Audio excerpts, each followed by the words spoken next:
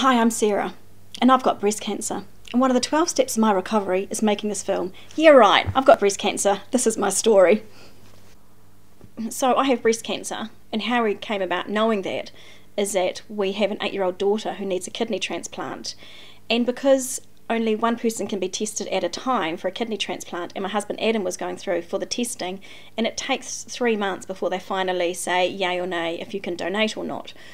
So we decided while Adam was going through the public system to be tested that we would pay for some of the private testing to be done on me, so that for any reason Adam didn't meet the requirements, we were halfway through the process with me, so we weren't waiting for months and months and months.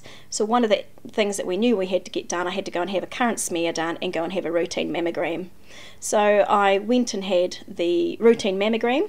I went on a Wednesday, and they said, oh, why are you here? I had to get a special referral because I'm under the age of 40, I have no family history, so and I don't meet the guidelines for having extra mammogram screening, and you need to be 45 and over is when they start the national mammogram screening program. I went on in, they told me that most women under the age of 40 have to be called back again because your breast tissue is denser and often they don't get good enough footage. They even gave me a pamphlet on it afterwards when I left about women under 40 having mammograms and why they get called back and not to worry about it. They rang me on the Thursday afternoon and said that they totally routine, could I come back, they needed a few extra pictures to have a look and see. At no stage did they say bring someone with you or anything. They wanted me to come in the next morning, but that next morning was a Friday morning when Madeline, our daughter who needs a kidney transplant, has her hospital sessions, and it was a big hospital session for us. We needed to have her port access to lots of bloods and urine tests and things. So I arranged to go into the breast care at 8 o'clock in the morning so that I could be finished by 9 to go on to the hospital to do Madeline's treatments. So I got there at 9, I went through and had a mammogram, and it was while she was doing the mammogram that she started drawing all over my boob and measuring it. And I thought to myself, well, this seems more a bit sus than just some extra pictures. And I said to the woman, have you found something? And she said, well, we've actually found some calcium dots, and left it at that. And then a few minutes later, after a few more pictures, she said to me, oh, you've come by yourself? And I said, well, yes, I am here by myself. No one told me I needed to bring anyone. And then she took me out the back room, to the back waiting room. So while I'm in the back waiting room, I get out my iPhone and I start Googling calcium dots, as you all do. And I looked it up and it said, oh, look, can be a sign of cancer, but not always. It's only if it's in a clustered pattern it gives you cause for concern. And at that stage I thought, oh, phew, thank God for that. Yeah, they're just being super cautious. And then I went in to have an ultrasound, and another specialist came in to do that, but also in came a cancer nurse. And I think when the cancer nurse came in too, I thought, oh, crikey, I think I've got a problem here. So she started doing the ultrasound, and halfway through it she said to me, oh, so you've come by yourself? Well, yes, nobody told me to bring anyone at any stage. And I didn't say anything, I just thought, okay. But when she started doing the scan up my arms and round under my armpits, I knew, oh, crumbs, I've got a problem. So after the ultrasound, she sat me up, and the specialist said, Sarah, you've got a problem here. We need to get onto this. You need a biopsy straight away. I'm going to go organise it now. And off she went out of the room. Look, the breast care nurse was wonderful. She was up front, said, Sarah, you've got a seriously big problem here. We need to get onto this. You need to be aware that it is a big deal. At this stage, I had a few tears, no noise, just a few tears, and thought, crikey, okay. And then they took me out to a back family room. I was able to sit by myself, and I was bombarded with cancer here and cancer there pamphlets and stuff, and they said, well, do you want to ring someone? Well, yeah, it's not the kind of phone call you make to your husband. Hi, Adam, I've got breast cancer. What are we doing for tea tonight? Just didn't seem right. I thought, I'm not ringing him over the phone at work to tell him this. And then I thought, shite, I'm supposed to be at hospital in 10 minutes to meet my parents to grab Madeline to go for her treatments. Oh, crumbs. And she came back in and said, well, do you want to ring someone? So the first person I rang was actually Starship, our renal team in Starship, and spoke to the specialist renal nurse up there, Jane, who I know really well. Got her on the phone and said, crikey, Jane, it ain't going to be me giving Maddie a kidney. I've got breast cancer. And she was absolutely gobsmacked and said, well, actually, Sarah, I don't know what to say. Are you sure? Look, okay, I'll ring you back soon.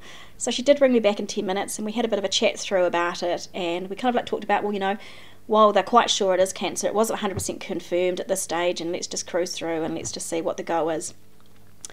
Then I had to think, well, how am I going to get over to hospital? Madeline needed all her treatment at the hospital on that Friday morning.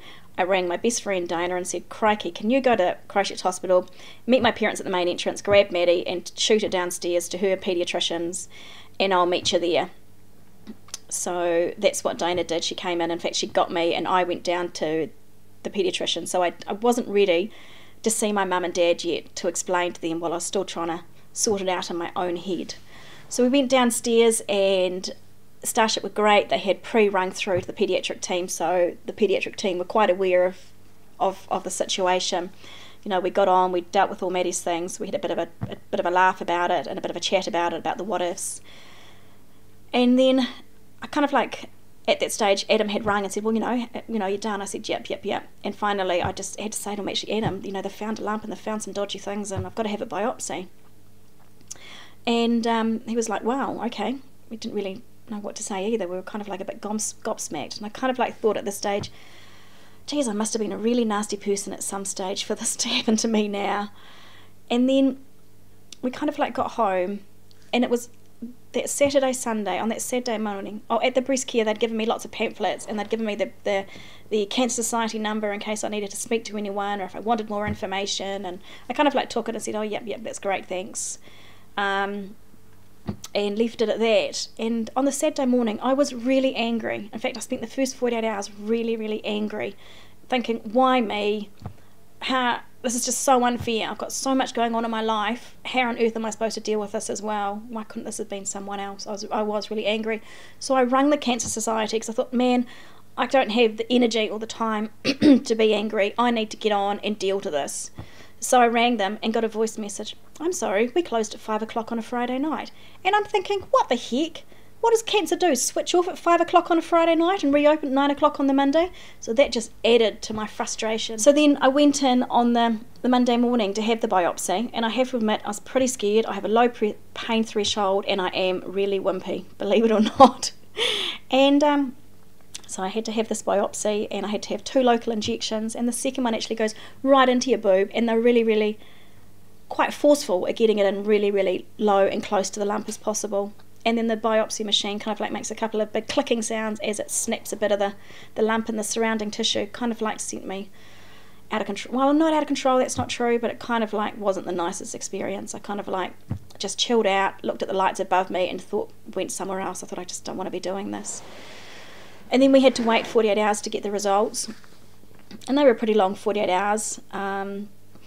And then that's when I went back and I met Birgit, who has been the most wonderful breast surgeon, and she was just wonderful. We're talking 2 days before Christmas, the 23rd of December, we're going to meet her to get these results, and for her to say, you've got breast cancer. By that stage, I kind of like it clicked. I knew I had breast cancer, confirmed or not, I kind of like knew, and so that kind of like just went straight over the head. It's like, yeah, whatever, I knew that.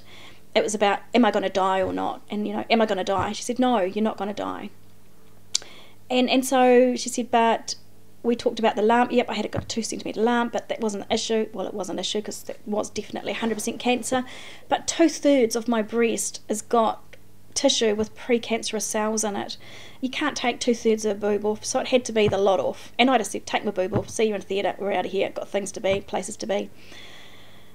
And kind of like left, and we just kind of like went home, and Adam and I kind of like on the way home talked about it, you know, the what ifs. What if I'm going to die? What if this is going to happen? How am I going to do this? How are we going to do it all? Was kind of like the big thing, juggling whole Maddie's thing, because we knew that for 2012 Maddie needs to have her last remaining kidney removed. We've got trips up and down to Starship. Adam needs his testing, and this was 2 days before Christmas, of which prior to having the biopsy I'd done no Christmas shopping, no planning, no nothing. It was like Christmas is a few days away and I've done nothing. And that's when my awesome friends, Diana, Julie, Ma, Kim, Cindy all stepped in, and I gave them the list. They did all my Christmas shopping. We're talking groceries, the children's presents, everything. And it arrived back at my house, all the groceries done, put away in the cupboards, all the presents wrapped, everything.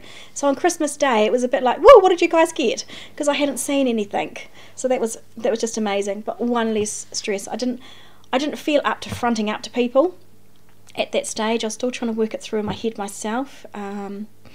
I rang, we've got a really close friend who's a paediatric anaesthetist, and after we'd been on that Wednesday at that Birgit's office and got the news that it was cancer and stuff, and I rang him and I said, well, guess what, it's all okay. And he said, well, what do you mean? I said, oh, look, you know, it's cancer, we knew that. I said, but I'm not going to die. And because he said to me, how can you be so happy? And I said, because she said to me, I'm not going to die. So I don't care whatever it is, I'm not going to die. She said it's going to be rough. I'm in for a rough few months. Well, geez, isn't our life rough already? So I thought that wasn't really a big deal. So Christmas was a really quiet affair in our house. We didn't go far. We spent the day home and then tea at friends. We really tried to make it about the kids. There was a couple of times before Christmas that I did go and take myself off to bed and curl up and absolutely have a damn good cry, thinking, oh heck. And those complete emotions of anger, frustration, and being really peeved off were all there. Until I finally decided I just don't have time for this. I don't have time for feeling low. I just need to get on, deal with what is. I can't change it. I'm on this bus trip, and I need to just keep going. So then we kind of like got into the new year. I knew that my surgery date was the 16th of January, so we just needed to move forward, keep myself busy. I went crazy in the garden, got Adam out there with a chainsaw, decided I wanted absolutely change so many things, and I just needed to keep myself as busy as anything, as well as try and keep it as normal and do some stuff with the kids. I was starting to feel tired. Every time my bones ache, I've got a really sore back and pain down my leg. But I think that was kind of like probably from sleeping on the couch. And I was sleeping on the couch because I'd wake at night thinking, oh, how am I going to get that done if I'm sick? How am I going to? And it would interrupt my sleep. And so I'd come out to watch telly in the middle of the night and fall asleep in a really stupid position on the couch. You know, yeah, I do have the what ifs. What if it's not just in my breast and it's somewhere else? Yep, I do have that, but hey, I'm living for the what ifs. Not living for the what ifs, living for the what is. And what is right now it's in my breast. No, it's not in my chest because I've had a chest x-ray and that's all clear. Yeah, so I just have to just move forward with what I do know and what can be done. I know that I'm going to be really, really pissed off with not being able to drive for 4 or 5 weeks afterwards, and not being able to do anything, not being able to lift anything, not being able to do anything is going to absolutely drive me crazy. I'm such an out there kind of person. I like doing stuff and I like being physical and being really restricted. And we live in a small rural town, so we don't have any public transport or anything, so I'm going to be really housebound. Adam's going to stop working. He's not in a position to be able to go to work and look after me and also our daughter. It just doesn't work, and we just don't have the facilities where we live for people to help us. Maddie's on dialysis, on PD dialysis every night, and here in Christchurch we have no paediatric dialysis unit, so if anything goes wrong it's just Adam or I, or we're flying up to Starship in Auckland. No nurses or doctors down here are trained how to do the paediatric dialysis machines, and paediatric patients use different ones from adults, so it really is just Adam and I if anything goes wrong, which is fine because we can feed off each other and get it sorted. But if I'm out of the picture for a while, that's a bit of like, oh crikey, the what ifs. What if I'm really sick, and what if Maddie gets really sick? What if they need to send her to Starship and I'm stuck down here? That does weigh a bit on my mind. Go, how are we going to do that? Because I don't know if I could cope with her being really unwell in Starship and me being stuck down here. I'm a bit vain.